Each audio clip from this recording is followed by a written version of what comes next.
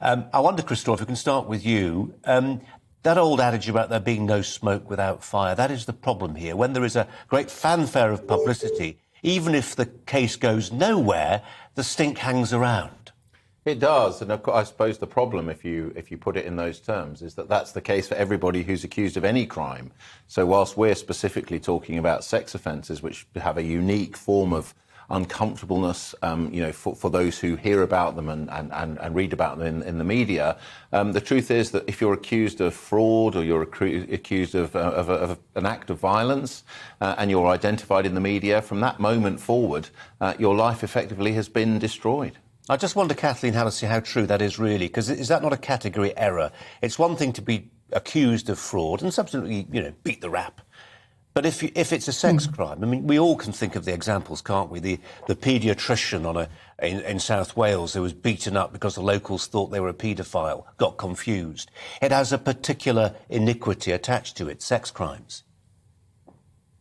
It certainly does, and certainly those people have my sympathies. But as a solicitor who acts on behalf of victims of sexual abuse and survivors, I think that the numbers are far greater of survivors and victims who don't come forward. And so hence why I think it's important that there is reporting around suspects' names when they're charged.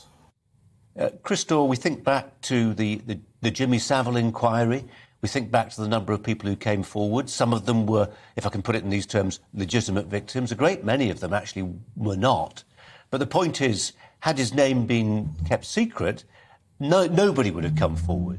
Sometimes you have to make public somebody's potential wrongdoing to encourage witness and victims to come forward. Yes, well, I'm not going to comment on the points you made about the Jimmy Savile case. I don't know the detail of that.